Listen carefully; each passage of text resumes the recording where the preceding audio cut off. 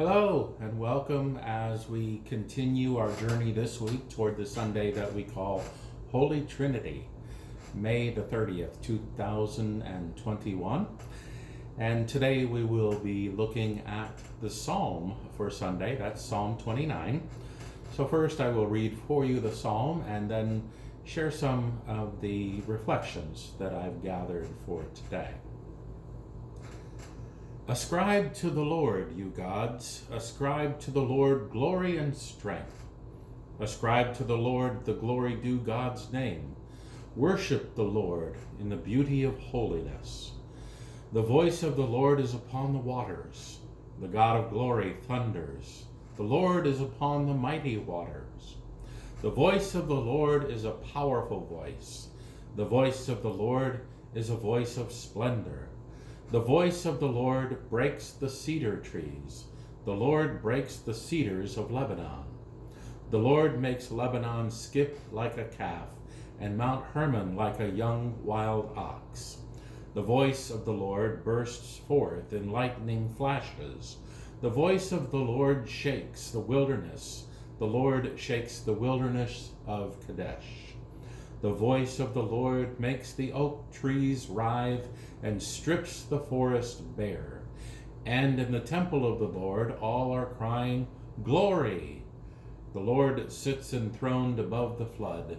The Lord sits enthroned as King forever.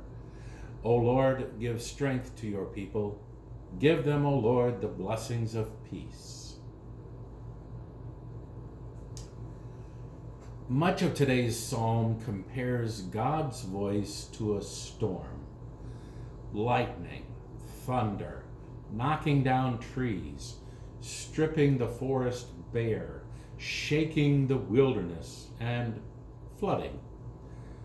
These analogies are used to help us ascribe to the Lord glory and strength. Yet in verse 2 we are encouraged to worship the Lord in the beauty of holiness. In Florida, we are quite familiar with the power of the storm. Throughout the summer months, we experience intense lightning storms. In fact, Florida is considered to have the highest amount of lightning strikes in the nation, if not the world. There are times when the rain is so heavy that our retention ponds fill to overflowing and streets are flooding in a matter of 15 minutes or so. Separate from that is the threat of hurricanes. And that season is set to begin next week. Yet on the calendar, of course, even now, the storms are already forming out off the coast of Africa. So even though no hurricane has come toward Florida, there's already been a tropical storm that's formed out there and gone off into the Atlantic. The sevenfold repetition of the phrase, the voice of the Lord, is an unmistakable clue that we are not really dealing with a weather report. The storm is a symbol of the power of nature. It's an analogy, yet more so for the power of the sovereignty of Israel's God, Yahweh. 7 is a number for completeness, and it is significant. Israel's God is completely powerful, ultimately sovereign. There can be no competing claims, not the weather, and not the allusion to other gods in verse 1, which says, Ascribe to the Lord, you gods. After the Exodus from slavery in Egypt, the Jews settled in the promised land, although they were not alone, and the neighboring nations all had their own gods that they claimed controlled certain aspects of life. And frequently, those other gods related to agriculture and weather. Baal was one such god to whom the Canaanites attributed power over the weather and fertility. The Jews are monotheistic. That means they believe there's only one God. And today's psalm makes it clear that the other gods that some people worship are to ascribe glory, that is, to give praise to Yahweh, the one God.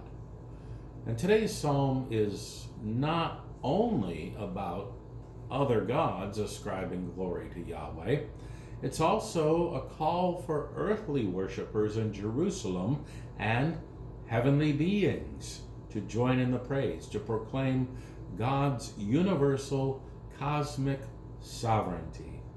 And the flood, that's mentioned in verse 10, again, not a simple weather report. It also refers to the chaotic waters of creation.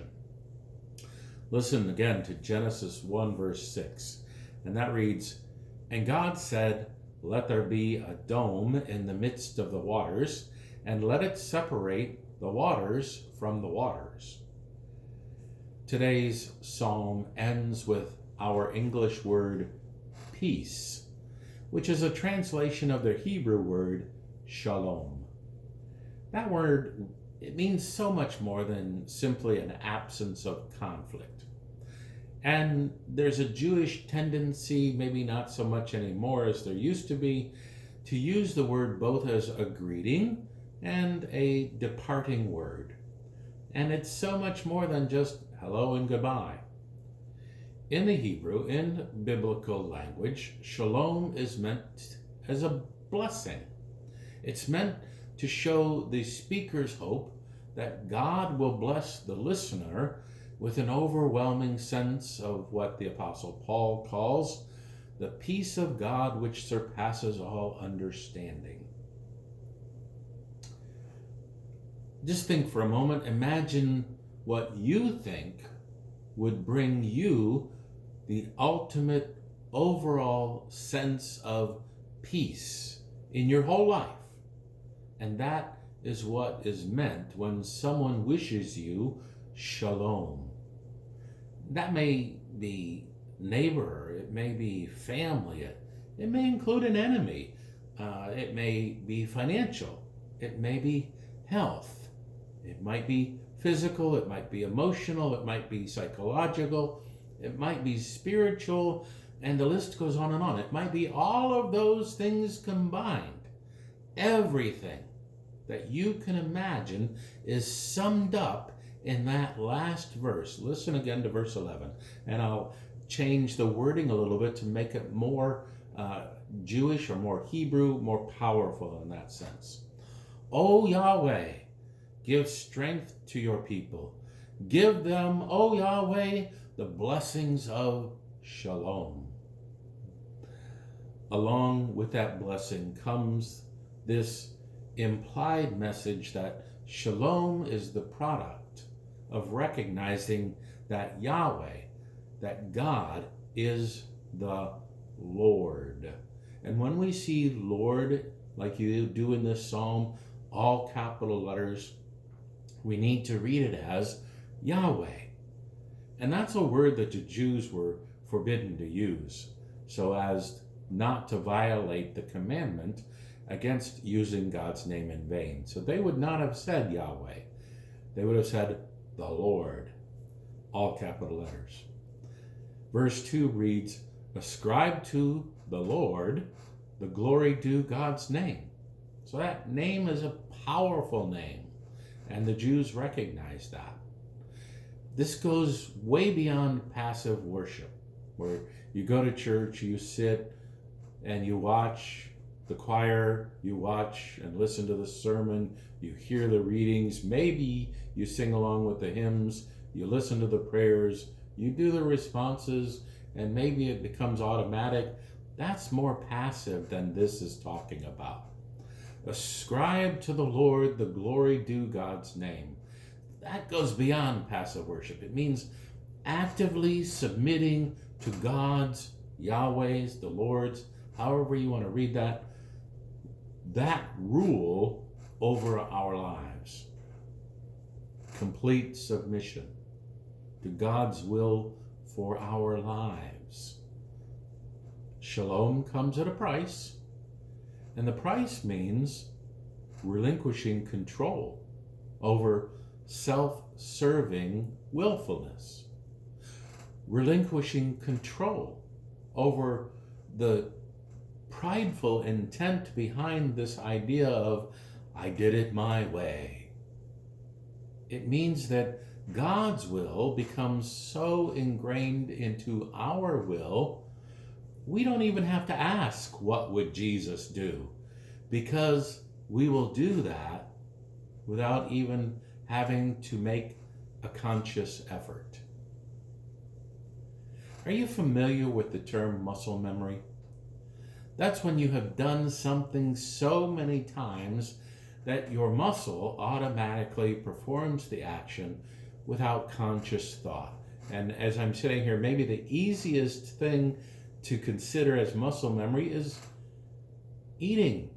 How many of us consciously think, okay, I have to pick something up with my fork, I have to bend my elbow, I have to turn my wrist, I have to put the utensil in my mouth, and then if it's a fork especially, don't stab myself. My mouth has to open. It all has to coordinate, and yet we do it without even thinking about it. That's muscle memory. When you do it so automatically that it's not a conscious thought or effort. Submitting to God's will as our own will becomes a kind of spiritual muscle memory. And once we reach that spiritual muscle memory, shalom will not only be individually ours, it will become a collective community shalom, and even going beyond the human community to all of creation. Humans, plants, animals, and so on. That's God's will. God's will for all of creation is to experience shalom, the overall sense and presence of God. And that idea needs to become incorporated into our thinking, especially as we remember everyone's favorite verse, John 3:16. Just hear the beginning of it. God so loved the world, right?